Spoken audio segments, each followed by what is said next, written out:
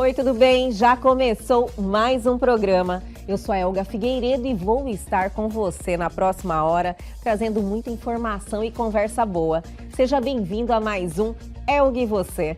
E já confere aí o nosso programaço de hoje. A gente tem o que a gente chama de janelas de oportunidade. Então, quando o meu cérebro ainda não está com tantas informações. Então, aquele é o momento para eu estar numa atividade de brincar, numa atividade lúdica, com som, luz, com coisas que eu posso pegar. Estímulos? Vários estímulos, várias entradas. E aí, passa dessa janela, o trabalho é muito maior. Do marco de 1 ano de idade, a criança tem sim estar falando palavras. Vale ressaltar que essas palavras não são articuladas com todas as letras, com todos os sons. Entendi. Mas antes que a fala aconteça, a comunicação ela tem que ser assim, o patamar.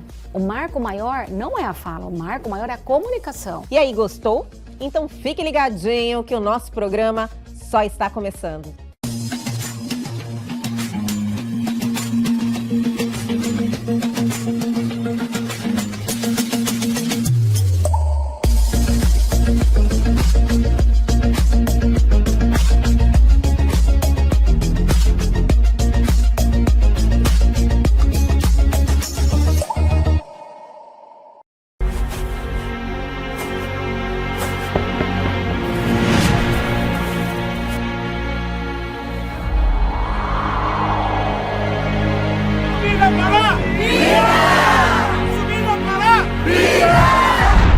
Fé, cada um na sua fé, cada um naquilo que crê.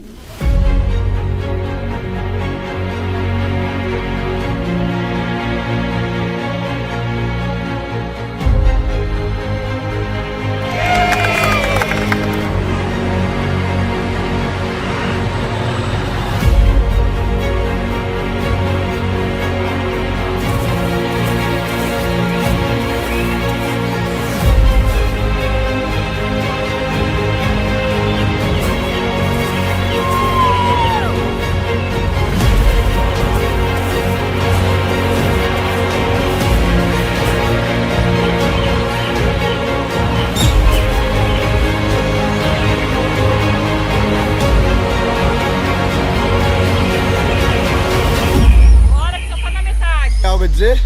Socorro.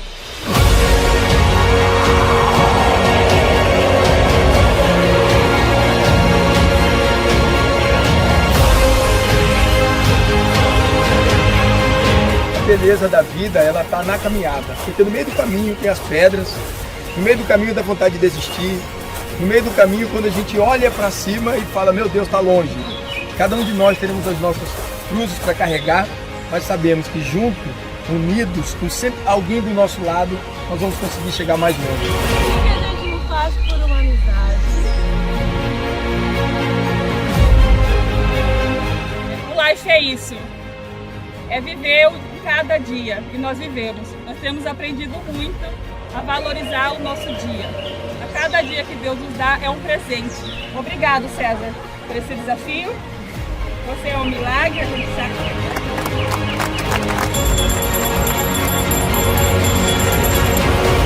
Seja o vosso nome.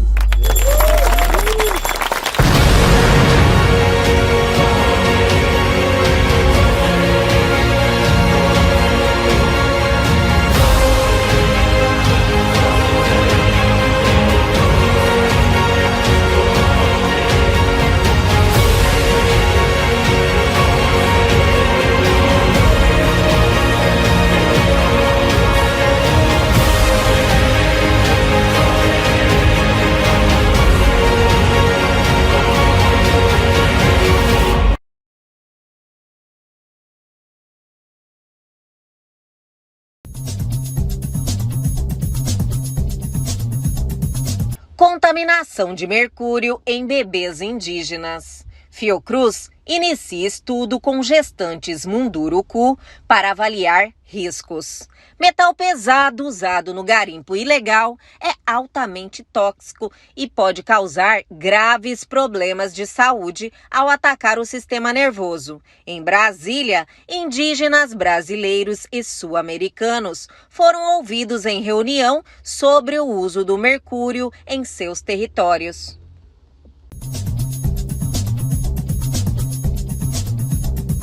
Entenda como funciona primeiro ambulatório para idosos LGBTQIA+, do Brasil. Atendimentos são feitos com agendamento no Hospital de Clínicas da Unicamp.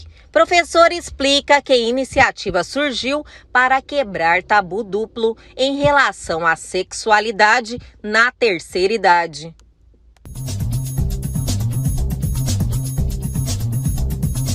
Ministério da Saúde afasta servidor responsável por evento com dança polêmica. Fato inadmissível, diz ministra. Pasta informou que iniciou providência para exonerar diretor do Departamento de Prevenção e Promoção da Saúde. Gabinete da ministra fará curadoria para evitar situações semelhantes.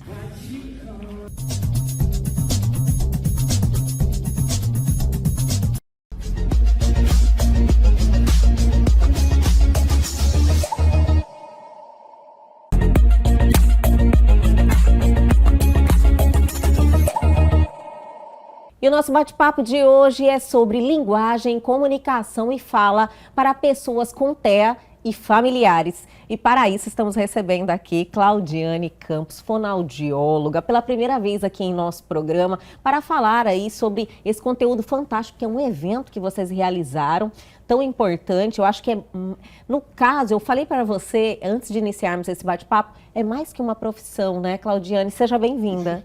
Obrigada, Elga. Quero agradecer imensamente a oportunidade de estar aqui para falar de algo que é apaixonante, é edificante. Acho que são palavras que complementam. Oxigena a nossa alma, né, Exatamente. Claudiane? Pelo pouquinho que eu consegui extrair do trabalho de vocês, da doação, é uma doação, né, que vocês que estão fazendo aí na sua vida, por esse trabalho maravilhoso, eu vi a grandeza de tudo isso. Então eu quero passar um pouquinho para os nossos telespectadores esse exemplo, essa energia, sabe, que você traz pra gente, porque é um trabalho feito com amor, muito amor, né, Claudiane? Com muito amor, exatamente. A gente recebe essas famílias que ainda não sabem exatamente o que a criança tem, né? A gente diz muito isso, né? Quem mais conhece o filho é a mãe e o pai. Então sabem que tem algo que não é esperado para aquele comportamento de comunicação, para aquele comportamento do brincar, e começa a achar estranho, meu filho está diferente. E a grande porta de entrada para o mundo das terapias, das avaliações, da intervenção, muitas vezes é o fonoaudiólogo, porque a criança traz a fala, e muitas vezes o pediatra diz, espera mais um pouco, né? Não está na hora ainda. E não, isso é um consenso erradíssimo que a gente tem que pensar. Então as crianças com um ano de idade... Exatamente, as crianças com um ano? Exatamente. Com um ano de idade, as crianças já têm que estar falando palavras. E as duas mais sonhadas por todos os papais e as mamães é papai e mamãe. Papai e mamãe, exatamente. Verdade. Você fica naquela expectativa. De então, sair um papai e uma mamãe, né? Exato. Então, com um ano de idade, é um marco. É um marco. Então, não dá para esperar mais que um ano para começar as avaliações, começarem as buscas. A gente tem dentro da neurociência, especificamente falando do TEA, das pessoas, né, com transtorno do espectro do autismo, que a gente pode esperar um pouco mais. Espere um pouco mais, porque tem que desenvolver mais o corpo, o andar, o movimento. Não. As crianças, independente de se estão dentro do espectro ou não, né, por um outro diagnóstico que seja, ou até um atraso. A gente teve a pandemia e muitas famílias nos procuraram, porque as crianças ficaram sem o ambiente externo, mas dentro de casa, para cuidar da saúde, e tiveram atrasos de comunicação. Então, Olha a fala... Exatamente. Não sabia desse problema que a pandemia também originou, né? Também Eu acredito que até tem coisas que a gente não conseguiu visualizar ainda decorrente da pandemia, né, Claudiane? Exatamente. E assim, coisas que a escola também teve que ficar privada, né? As crianças ficaram privadas desse ambiente, mas ao final do ano, começo do ano que vem, que acho que as coisas começaram a se alinhar com mais periodicidade, né? Com mais coisas mais formais, digamos assim, da escola, sem períodos de ausência, a gente ainda vai colher sementes ou frutos, não sei ainda o nome. Sempre tem coisas boas e coisas ruins. Claudiane, eu queria reforçar essa informação em relação a esse momento, esse marco, que é um ano. Às vezes, as famílias, assim, não querem aceitar, sabe? Então é um momento de fuga, deu um ano, aí se encontra uma pessoa falando, espera mais um pouquinho. Ela espera, porque na realidade não quer aceitar que talvez o filho tenha algum tipo de patologia. Isso aí atrasa e muito em um desenvolvimento dessa criança, né, Claudiane? Perfeito, porque a gente tem o que a gente chama de janelas de oportunidade. Então, quando o meu cérebro ainda não está com tantas informações, então aquele é o momento para eu estar numa atividade de brincar, numa atividade lúdica, com som, luz, com coisas que eu posso pegar. Estímulos? Vários estímulos, várias entradas. E aí passa dessa janela, o trabalho é muito maior. Eu brinco assim com as famílias, olha, se a gente não entrar agora, ele vai fazer Enem e tá na fono. Não, esse menino tem que ter alta. Esse menino precisa ter vida autônoma, independente de comunicação. Não precisa ficar com a gente pro resto, né? Ou por um tempo muito grande. Mesmo sendo crianças do espectro, mesmo estando dentro do espectro do autismo. As crianças também vão receber alta porque vão ficar com um modelo de comunicação que é dele. Né? É individual, cada um tem o seu padrão.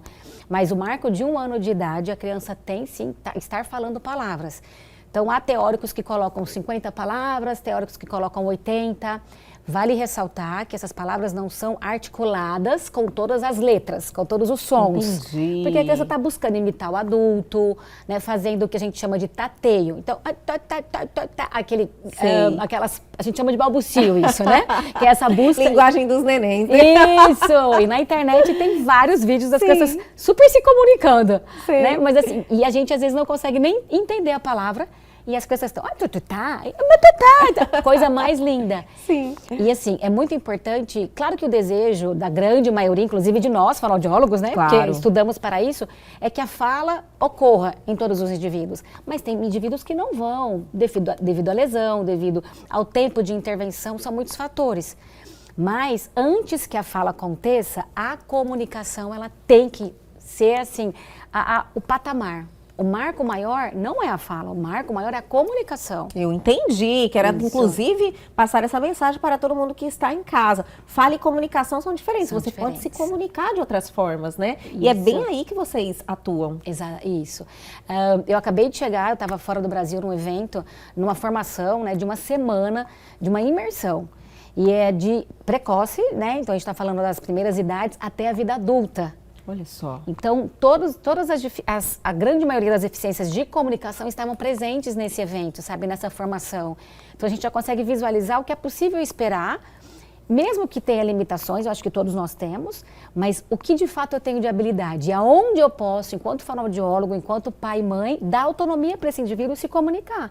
Seja por um recurso de Libras, Língua Brasileira de Sinais, seja por um recurso de Tadoma, que aí a gente tem várias formas de se comunicar, seja pela leitura, seja só pela escrita. Então, tem várias outras formas. É que na nossa sociedade, biologicamente falando, né, nós queremos muito a comunicação através da fala. Sim. Mas eu tenho que validar a habilidade que o indivíduo tem. Então, nem todos vão passar pelo recurso da fala. Falando para uma qualidade de vida, hoje nós temos recursos que a tecnologia nos oferece que traz bastante qualidade de vida, né?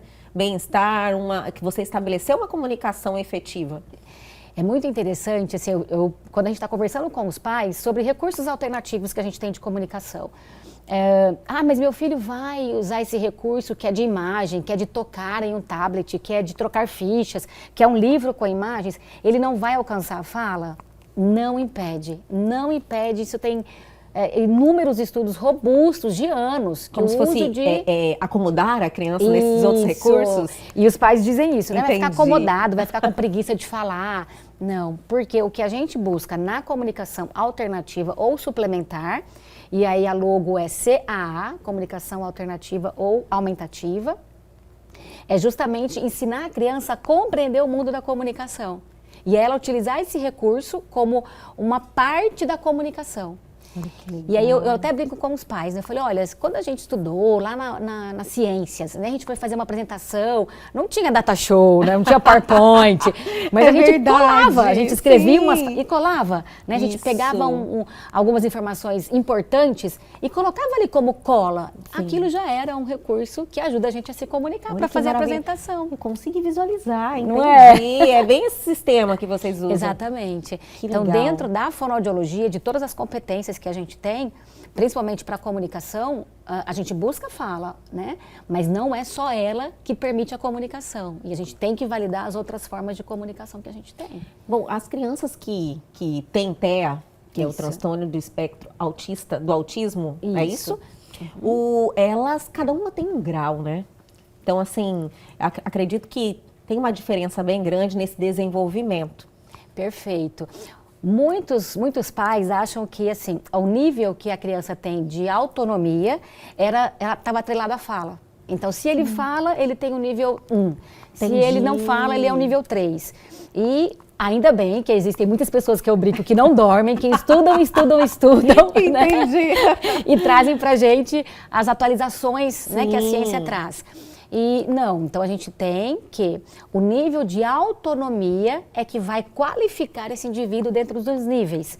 Então, com a nova versão do DSM, né, a nova versão do CID, do Código Internacional de Doenças, então nessa nova versão a gente tem colocado que tem nível 1, nível 2 e nível 3, mas não está atrelado à fala, está atrelado ao nível de dependência. Então, quanto mais dependente eu sou, nível 3 pode ser que eu me classifique. Se eu estou moderado, eu vou para o nível 2. Se eu estou mais autônomo, eu vou para o nível 1. Entendi.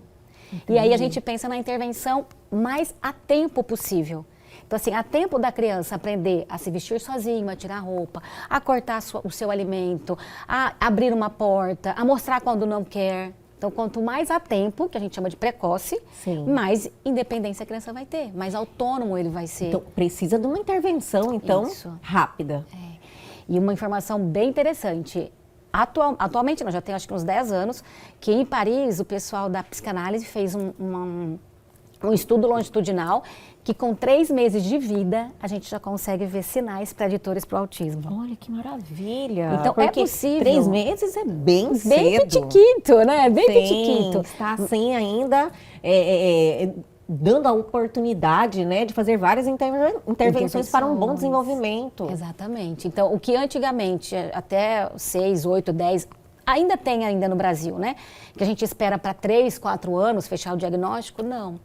O diagnóstico ainda é um problema ou hoje já está se tornando assim algo mais fácil? Porque sempre foi difícil, né, fechar esse diagnóstico. Porque a gente tem vários fatores que interferem aí. Então, assim, os estudos, né, que assim foram ampliando e a gente foi colocando os critérios que a criança apresenta. Existe uma carga genética, né, que pode ser uma herança de pai ou de mãe. Então, existe uma parte que é genética, mas é uma parte muito menor. O que mais a gente entende são as mutações que a gente tem entre relações e a criança nasce constituída do autismo.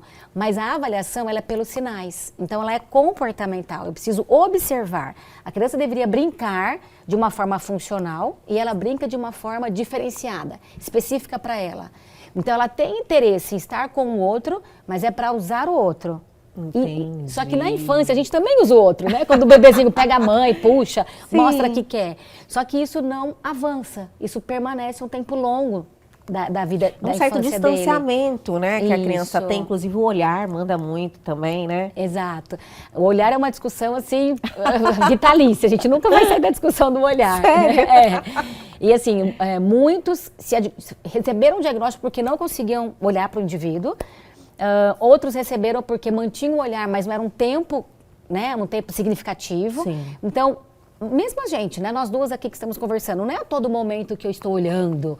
Então, assim, existe um momento da comunicação que eu escuto um som, que eu percebo que tem uma entonação diferente e aquilo faz parte do discurso. Opa, então eu tenho que olhar. Entendi. Mas ficar olhando diretamente uma hora, 24 horas, né? Isso, então eu tenho que fazer com que a criança perceba o que a gente chama de subliminar da linguagem, então não é explícito isso.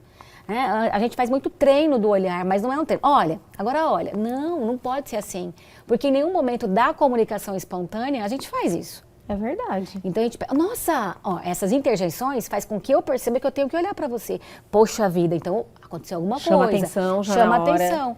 Então o ensino não é um treino de olhar, mas é um ensino de linguagem na comunicação que me faz perceber que eu tenho que olhar para o outro. Você vê ou que são para o ambiente. tantas informações, né, que muitas precisam, informações. assim, serem trazidas ao conhecimento das pessoas. Quantas famílias estão precisando ter esse conhecimento? Quanto mais breve, né, melhor. E eu acho, assim, que ainda, por mais que se fala muito, mas ainda falta passar. Eu acho que é a informação de qualidade, né, Claudiane? Ótimo que você tocou nesse ponto, assim, porque é bem importante.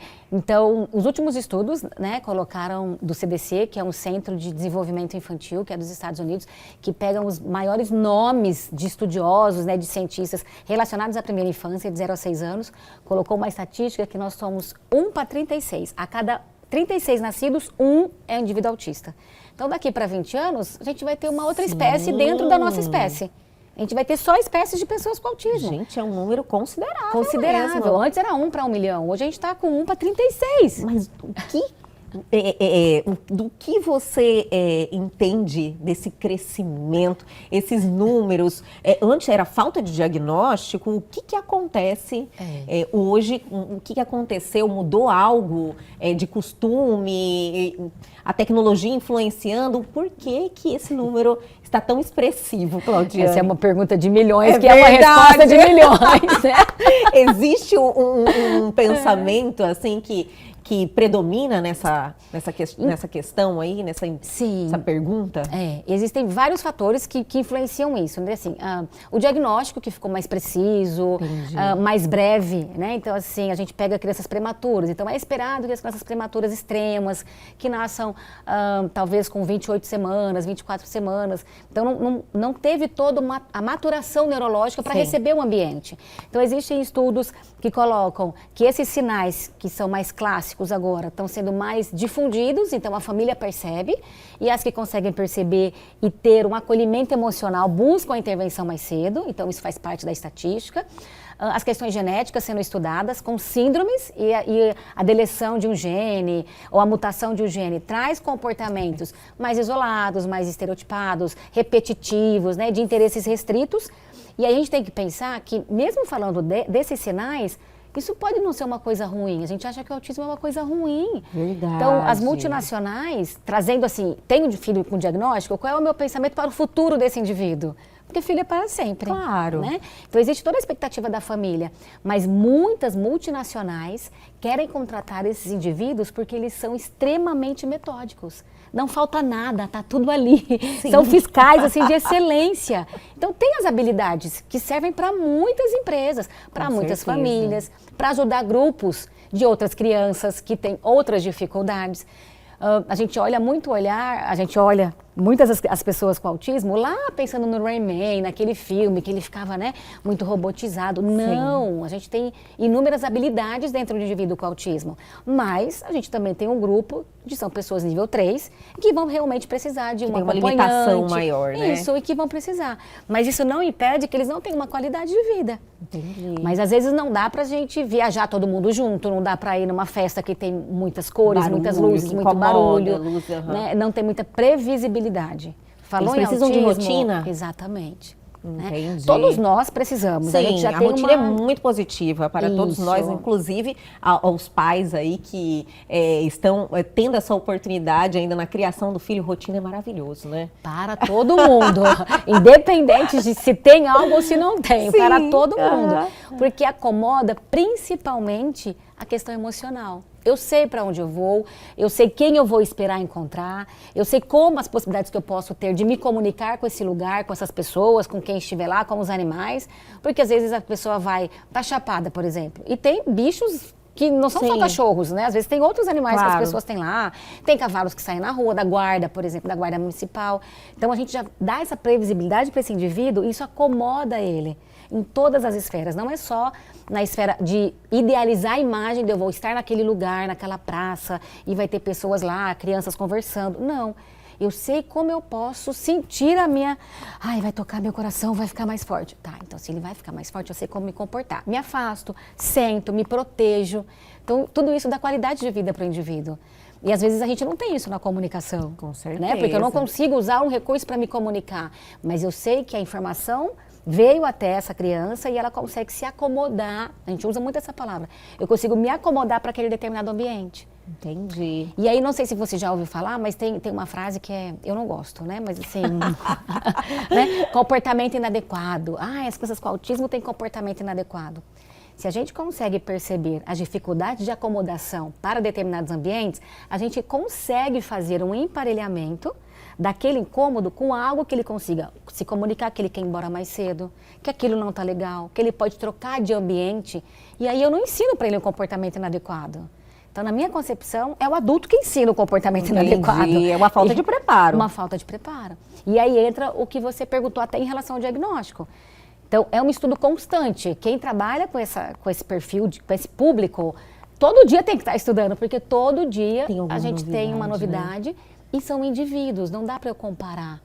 Né? Assim, o que eu ensino para a Claudiane, eu não ensino para a Elga. Mesmo as duas tendo similaridade no comportamento. Ele ainda é individual. É único. Né? É único. Então, não dá para a gente colocar todos, né, junto com a mesma estrutura de intervenção. Entendi. E vamos dar aquela paradinha, mas é bem rapidinho. A gente já volta.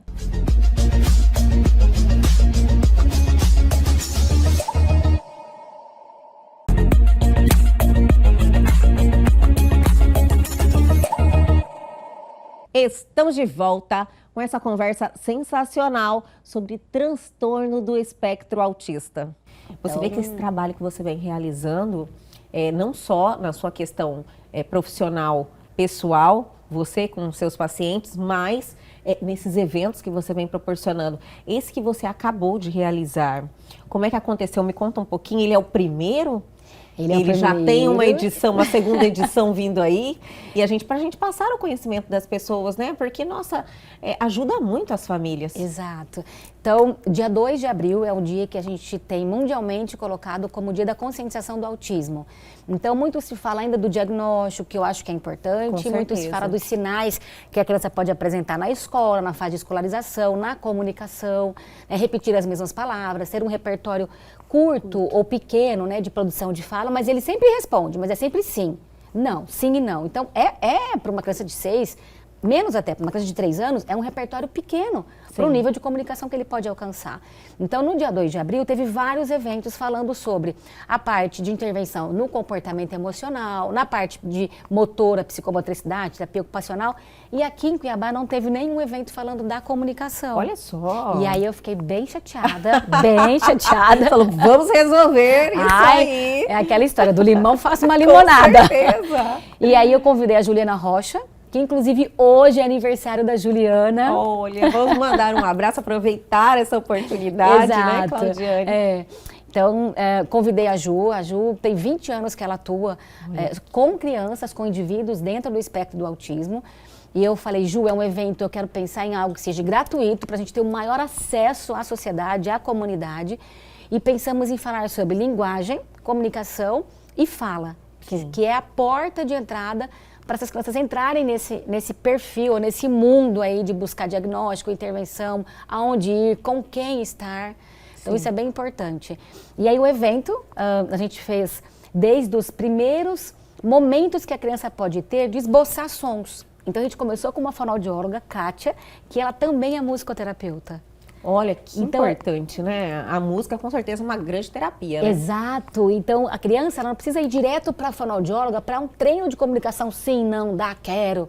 Então, ela começou a trabalhar isso, que é o próprio desenvolvimento. Então, a criança começa com essa melodia, Então, ela faz essas entonações, com algo que é muito prazeroso. Ele é um semi-estruturado, porque a gente tem os instrumentos que vai ser usado, então a gente pensa no planejamento desses instrumentos, mas não é uma terapia rígida, que ele tem que fazer 5 vezes, 10 vezes, repetir 15 vezes. Entendi. Não. Então a gente cansativo segue também para uma criança, né? Ela logo já não quer mais aquilo ali. Perfeito. Então os instrumentos estão lá e a gente segue a demanda que a criança apresenta. Ela busca o interesse para um, a gente vai dando validação para aquele som. E vai trabalhando o ritmo. E aí tem uma coisa que muitas pessoas não têm conhecimento da musicoterapia. Então vamos pensar se ela vai tocar um tambor, ela vai bater isso. Em que momento da minha vida eu posso fazer esse movimento? Quais outros momentos que eu posso usar bimanual? Colar, rasgar papel. Então, esses movimentos que a gente usa, o tambor, o pandeiro, o reco-reco. Então, eu posso estar fazendo, apertando a pasta de dente, para colocar na minha escova e fazendo um movimento. Sim. Então, a musicoterapia, que é diferente da musicalização, ela serve para cunhos que são de atividade de vida autônoma, que eu vou usar para além da minha sessão. E a gente acha que é só música. Interessante isso. Essa associação que a gente não faz. Não faz.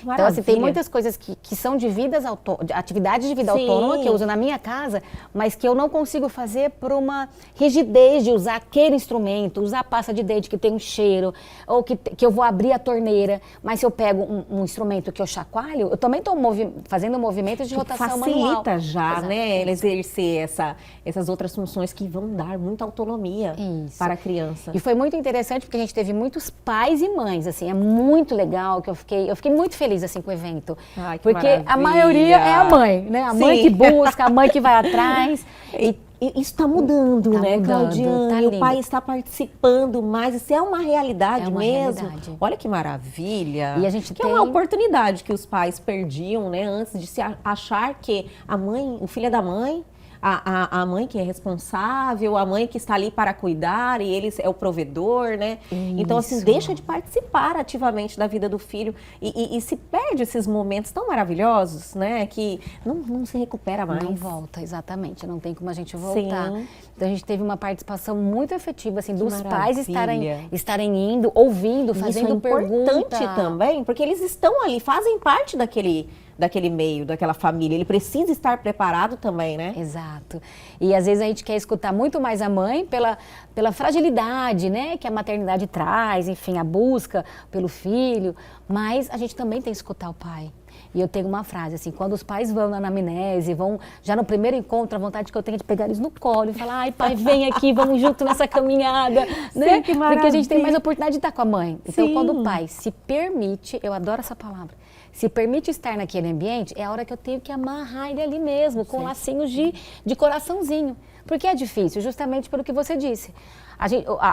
A parte masculina da história é o provedor, é o da caça. A gente já vem dessa Isso. história, né? E assim, É cultural. É cultural. Isso. Tem que quebrar Tem esses que quebrar. paradigmas. E aí eu acho que as crianças que estão vindo, né, as pessoas que estão vindo, que estão dentro do diagnóstico de autismo ou dentro da constituição do autismo, estão trazendo essa nova vertente para a população. Assim, esse olhar que todo mundo tem que estar junto. A gente recebe avós, madrinhas estão presentes, os irmãos mais velhos ou os irmãos mais novos participam também do encontro. Então, voltando ao foco do evento, por que a gente colocou para a pessoa e para os familiares? Justamente para isso. É um chamado. É um chamado para todo mundo. A gente teve uma aliada fantástica, que é a Aressa. A Aressa é uma amigona, amiga mesmo, assim, da minha família, da minha irmã, que tem uma criança, que já não é mais criança, já está com 13 anos, né? Que é a Mariá. Eu acompanho ela desde os 2 anos, ela fez 13 anos agora, 15 de maio. É uma criança, é uma adolescente dentro do espectro. E essa mãe também precisa de ter vida, essa mãe precisa sair, essa mãe... E quando a gente diz sair, gente, não é pra balada só. Isso, as tem, pessoas, ir no né? mercado mais tranquilo. Não, e outra coisa, ter um momento também de relaxar, que faz parte, senão a gente Precisa. realmente se sobrecarrega demais. E aí, e o foco era, né, para os familiares e os amigos. Então, quem é essa rede que pode estar junto? As mães, eu tenho muitos relatos, que assim, eu não vou no parque porque as crianças não conseguem estar junto com meu filho. Na escola ele fica isolado. Eu quero muito na igreja, num culto, né? Independente de qual seja a sua religião, o caminho que você busca, as pessoas têm comportamentos específicos. Sim. E aí a mãe fica com vergonha de ir, mas aquele é o momento que ela tem para conversar com quem ela acredita, né? Com a força que ela acredita.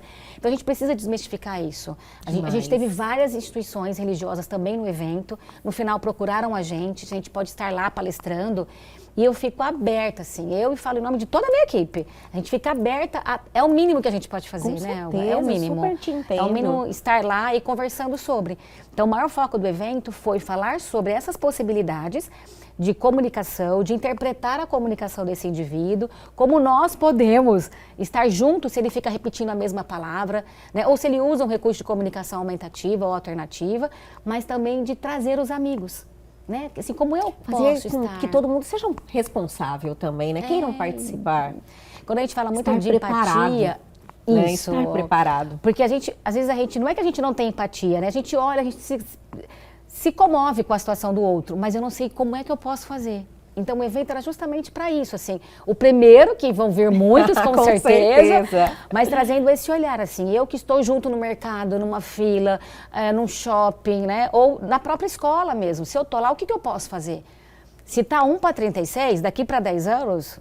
Nossa somos todos, senhora, somos certeza, todos, realmente. Né? Vamos ter assim uma espécie diferente mesmo. Uma espécie diferente dentro da nossa espécie. Essa é uma frase que a Juliana Rocha fala e eu não tinha esse conhecimento dessa crescente. Essa crescente. E vem, né, de novo, assim, os critérios diagnósticos que ficaram muito mais fáceis, o estudo muito maior, né, de muito mais oportunidade que a gente tem para ler sobre, para pesquisar sobre, acessibilidade aos cursos, muitos cursos gratuitos, outros que são pagos, eu acho que tem que ser mesmo, porque é um investimento para a gente ter conhecimento. A família está muito mais próxima hoje da equipe clínica, né, da parte terapêutica, que antes era muito, entra, deixa e vem buscar. Não. Então, o modelo que a gente precisa trabalhar, e eu faço um chamado para todas as equipes, não só de Mato Grosso, mas para onde a gente alcançar, que tem que ser um modelo centrado na família. Conhecer a realidade dessa família. Então, a gente vem de uma estrutura que era, vamos trabalhar 10 vezes, 10 horas, 10 palavras, de manhã à tarde à noite. Tudo isso mudou. Essa família, às vezes, quer só que a criança coma. Ele está indo para a escola para se alimentar, porque eu não consigo dar esse momento para ele tomar banho. Então, tem outras coisas para além do que a gente estuda, do que os livros estão lá. E a gente não vai encontrar esse livro, a gente vai encontrar na experiência. Isso. É se doando para o aprendizado, é se permitindo para estar com essas famílias. Esse conhecimento é só ali no corpo a corpo mesmo, não, né? Não tem outro caminho. E a gente se assusta quando se depara com essas realidades, né? Exato. Você fala, nossa senhora, vai muito mais além. Muito mais além. Da situação do transtorno da criança, daquela situação como um todo da família. Você se depara com tudo aquilo e fala, meu Deus, como que você vai administrar tantas coisas? Tantas coisas. E a gente tem que, entender também que essas famílias, às vezes, tem esse filho é o do meio, esse filho é mais velho e recebeu o diagnóstico agora, e essa mãe tem filhos mais novos, recém-nascido. Também então, precisa saber lidar. E não tem manual para ser mãe, não tem manual para ser pai, né? É a vida, é ali no tete a tete. Então, a gente precisa realmente saber ouvir e escutar, ver e enxergar, que está para além do que a gente viu na faculdade. E vamos dar mais uma paradinha, mas é o tempinho da água, minha gente. A gente já volta.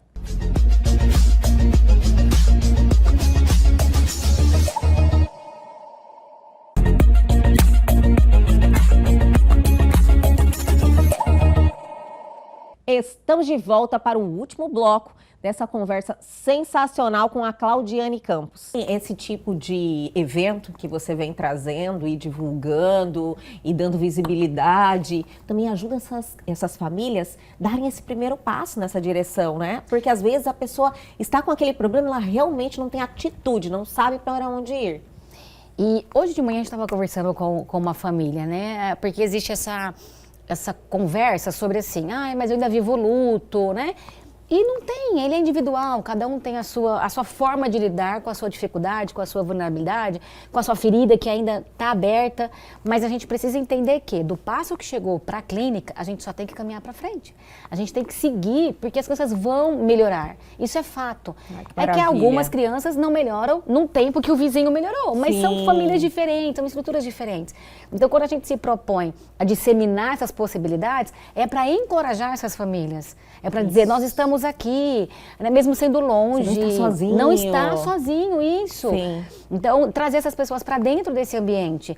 Às vezes a gente precisa ir na casa, conhecer a casa. Olha só, você realmente vai, Cláudia. Eu tenho um fato bem curioso. A gente estava treinando uma criança, já tem uns 7 anos, que a gente estava treinando um menino e ele só comia sentado.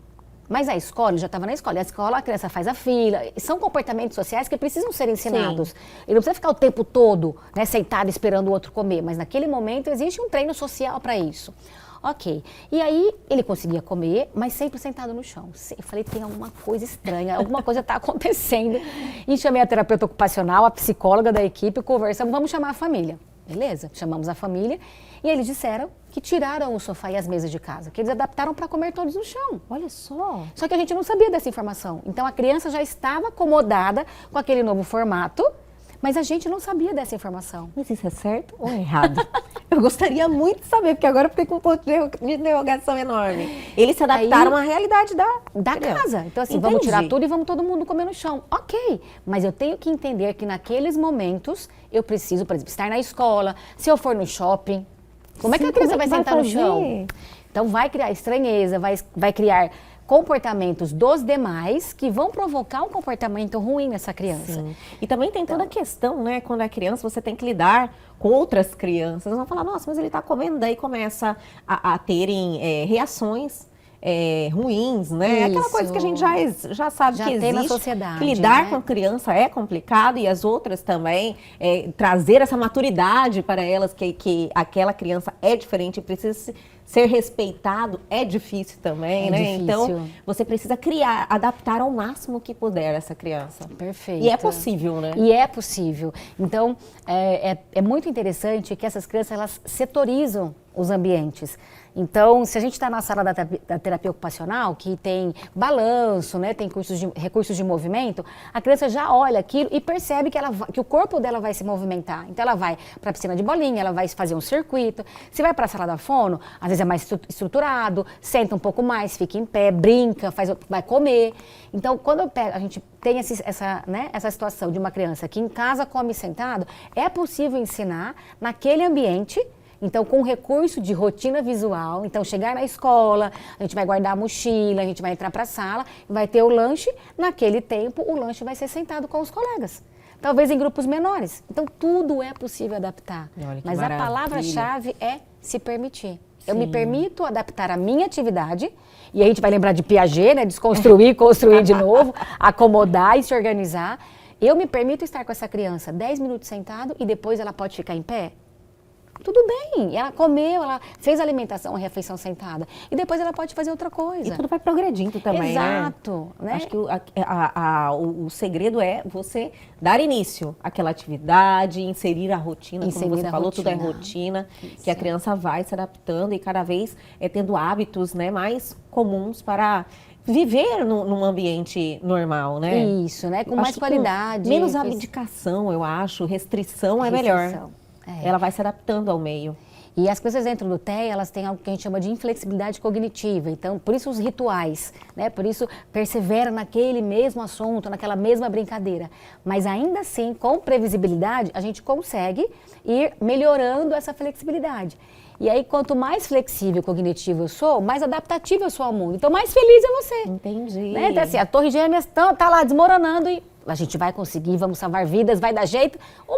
Isso faz parte da vida. A gente não tem como tirar situações que é do cotidiano. Então, a gente tem uma ideia de que é difícil. Claro, é um fato, é difícil, mas é possível. Isso, que é o melhor é que é possível, né? A gente tem que se apegar no que é possível. Exato. Difícil a gente sabe que vai ser. Eu quero te parabenizar mais uma vez por essa doação que você está fazendo. Obrigada. Eu tenho certeza que a energia que retorna para você é muito mais gratificante. E a gente sente isso, que você faz com amor e se dedica a sua vida a isso. Né? Então, eu estou muito curiosa para saber esse recurso de comunicação que você trouxe. Isso, Aqui a gente tem um comunicador, né? Esse é o nome, é um comunicador. Aqui a gente tem várias formas de, mesmo sendo de alta tecnologia, então alta tecnologia é o nome que a gente dá para os recursos que estão em tablets, em notebooks ou no próprio celular. Então a gente chama de alta tecnologia. A gente também tem esse mesmo formato que a gente chama de prancha de comunicação, só que a gente pode imprimir. Então, é de baixa tecnologia.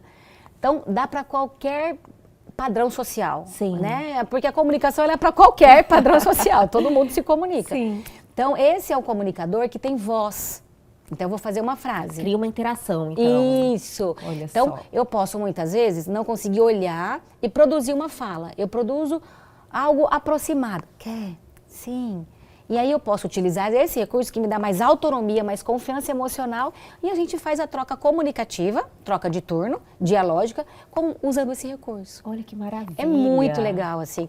Muitas famílias ainda têm, né, um olhar dizendo que isso pode substituir a fala. Tem resistência ainda? Tem muita Eu já olho, resistência. as pessoas precisam se abrir mais, né? mais, Os recursos que a tecnologia trouxe. E é algo sempre positivo, é um estímulo a mais. Eu já olho isso, falo, nossa senhora, ele tem um recurso a mais de comunicação. Isso aí é verdade. Eu acho que não vai impedir, eu acho que vai desenvolver mais. Isso. Para além da fala, né, para além da comunicação como um recorte de fala, a gente tem a compreensão. Então, como é que eu consigo estar com o outro, responder ao outro, seja com motor, né, apontando, seja pegando, seja falando, tudo isso é um ato motor, mas eu só consigo emitir resposta quando eu tenho compreensão. Então, a linguagem, ela é soberana a qualquer aprendizagem. E a partir da linguagem, do que eu compreendo, eu expresso de formas diferentes. Por isso, a comunicação, a gente tem várias formas de comunicação e um recorte muito robusto é a fala. Né? Vou fazer um modelo aqui de comunicação. Né? Eu gosto. Então, a gente pode perguntar para a criança, nossa, você foi na escola, você comeu, o que você comeu, né? Foi legal ir com a tia? E ele pode usar, foi legal na escola? Foi legal a terapia? E ele usar esse recurso que tem voz e ele vai fazendo um modelo, um padrão motor. Então, sempre o eu tá aqui, sempre o gosto vai estar aqui. Então, e ele vai estimulando, ele vai estimulando. E olha que interessante, dentro dessa configuração de frase, a gente está ensinando exatamente como é construída uma frase. Porque não tem o artigo, o sujeito, o verbo, o predicado, vamos lembrar lá da aula de português, o pretérito imperfeito, as variações verbais. Meu Deus do céu! Então, por isso que é importante a gente pensar na linguagem e não só num recurso de fala. E aqui a gente tem... Se ele não conseguir fazer a frase completa, então ele pode não precisar ficar olhando para mim, ele pode usar o recurso da comunicação, do comunicador, e a gente vai fazendo as interações de comunicação. Olha que maravilha. Eu sou muito apaixonada, assim, eu completei o ano passado uma década de formação em recurso de comunicação alternativa e aumentativa, e eu defendo gigantescamente, assim. Gente, gigantesca. E olha você, como uma estudiosa do assunto, como uma pessoa que lida com isso diariamente, está aí validando que realmente é um recurso que vale a pena inserir, que vai estimular essa comunicação, vai estimular esse desenvolvimento. Então, os pais precisam, né, estarem mais abertos a isso. Acabar com essa resistência, né? Perfeito. Claro que, de novo, a gente entende que o desejo é a fala, mas a gente também tem que respeitar a individualidade. Claro. Então, a depender do desenvolvimento neurológico desse indivíduo, ele pode alcançar palavras, mas não sejam todas esperadas porque a gente encontra na literatura para uma criança de 7, para uma criança de 15. Mas ele tem o direito de ser compreendido. Entendi, que maravilha. Então, tanto o recurso de comunicação alternativa, como o recurso de comunicação de tecnologia assistiva, né, todos esses recursos, como órtese, cadeira de rodas, isso está na lei. E de novo, assim, eu acho que a gente não precisaria de lei, né? Acho que precisaria de bom senso. Se eu sei que você, indivíduo, precisa disso, cabe a mim construir a melhor adaptação que eu tenho para isso. Esse é um mundo, idealizar o mundo dos sonhos, né? De todos nós. E, gente, com certeza, espero que estejamos caminhando para uma sociedade mais perfeita, mais inclusiva, né? Com mais atenção para essas pessoas e atenção aos números que você nos trouxe aqui, que é um número expressivo, a gente vê que uma mudança com um impacto muito grande em poucos anos. Em poucos anos. Né, a gente vai ter e todo mundo precisa ter esse conhecimento. Exato. Claudiane, que bate-papo sensacional. Realmente estou assim muito feliz com a sua participação. Eu quero deixar o nosso espaço aberto para você estar aqui sempre que você tiver uma pauta como essa, para a gente transmitir informação, para a gente fomentar esse interesse das pessoas, para ter esse conhecimento, porque, como falamos mais uma vez aqui, os números mostram que isso aí vai ser necessário. A gente precisa aprender a lidar com pessoas, se mesmo não tem na sua família, mas vão estar à sua volta. Não é verdade? Exato. Então pode volte ser o melhor amigo. Pode ser o seu melhor amigo da escola. Isso. Né? Para a gente finalizar, assim, a gente vai muito na escola para ver o ambiente, adaptar. Como as crianças estão mais abertas a receber o que é diferente. Tem um trabalho nas escolas? A gente acompanha nas escolas. Olha que maravilha. A gente leva a comunicação alternativa na escola, a gente leva o programa Plus Rende também para a escola, para ajudar, é uma ferramenta a mais para os professores. Sim. Porque, imagina, uma sala que tem 20 crianças, são todos heterogêneos. A gente nunca vai encontrar uma sala homogênea, mesmo sendo todas mulheres. Todos nós somos, né? Qualquer grupo que a gente está é heterogêneo.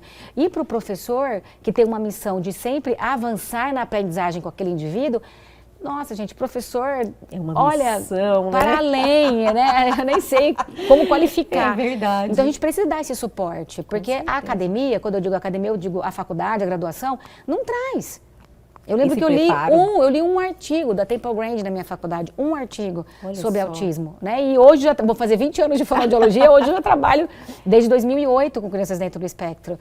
É um despreparo, né, Claudiane? A gente precisa é um despreparo. na a gente base, sim. realmente precisa fomentar mais, assim, esse conhecimento, esse interesse das pessoas, ressaltar essas informações de qualidade, como eu falei, porque hoje em dia a gente digita ali, tem informação de tudo quanto é tipo, mas sem nenhum embasamento, sem um profissional sério que dedica a sua vida a isso, estando aqui, vindo até a nós, né, aqui passando essas informações baseadas na sua rotina, no seu conhecimento, na sua dedicação, no seu amor. E a gente fica muito feliz de ter essa oportunidade. Quero reforçar o convite para você voltar mais vezes aqui em nosso programa e nos dar essa oportunidade de estar em contato com esse conhecimento, viu? Ótimo. Eu fico muito feliz de estar aqui falando sobre isso. É algo que realmente eu gosto de falar. Dá pra ver. O meu corpo, né? Sim, assim, tudo, sim, assim, o exala. ânimo, a emoção, a paixão. Eu gosto muito. Mas, e também não posso dizer que é tudo muito por amor. Tem um amor, obviamente, porque a gente está falando de vidas, mas é um trabalho muito cansativo, é um trabalho que a gente precisa realmente se abdicar de algumas coisas, né, se ausenta de umas para poder fazer o melhor para aquilo. E eu reforço o que você disse, assim, válido demais. A gente tem, falando da minha profissão, né, a gente tem muitos fonoaudiólogos, mas nem todos estão preparados para atender crianças do autismo. A gente tem a dislexia, a gente tem outras alterações auditivas. Então precisa realmente estar com um profissional que combine com aquele perfil de paciente, que entenda, tenha consciência disso. E quem é que valida isso? São as famílias. Mas a gente também entende que muitas famílias estão vulneráveis. E aí vão aceitar aquilo que pegou e é aquilo. Então vamos lá e aquilo vira lei. Não. E não estou dizendo que o meu seja o melhor. Entendi. Mas se não der comigo, que eu encaminhe para alguém que realmente saiba fazer. Né? Então, se eu não tenho vaidade de dizer, vai... Não, talvez não seja para mim aquele momento. Às vezes você né? não tem afinidade, não consegue estabelecer aí uma A gente se apaixona pela ligação, criança, mas a família não se apaixona pela gente. Ou ao contrário, a família se apaixona, mas a criança não faz o vínculo. Então, a gente tem que ser muito honesto nesse sentido, Com né? certeza. E isso é uma coisa que eu falo para todo mundo da minha equipe. Nós somos em 22. Olha então, só. não é só um. Então, a gente está lidando com muitas famílias. Mas, de qualquer forma, eu fico muito... Aliás, de todas as formas, eu fico muito feliz. Agradeço demais a oportunidade. Feliz ficamos nós, de verdade. Eu já sabia que seria sensacional essa nossa conversa e falar desse evento maravilhoso que você fez, mas superou minhas expectativas. Então, quero marcar uma próxima com você. Veio tá bom? com prazer, com certeza. Que maravilha. Claudiane Campos, fonoaudióloga, te agradeço mais uma vez e até a próxima. Obrigada. E o nosso programa de hoje fica por aqui, mas calma que amanhã tem muito mais, a gente volta. Perdeu algo, quer entrar em contato com a gente? Atenção, oportunidade. Pegue seu celular agora e aponte a sua câmera ao QR Code que está aí na sua tela. Vá direto ao nosso canal no YouTube, que está lá cheinho de informação que vale a pena. E este programa já está lá à sua disposição. Ficou com alguma dúvida? Então é só acessar o nosso canal na hora que você quiser e puder e tirar todas as dúvidas. Aguardo vocês amanhã aqui na TV Pantanal, canal 22.1.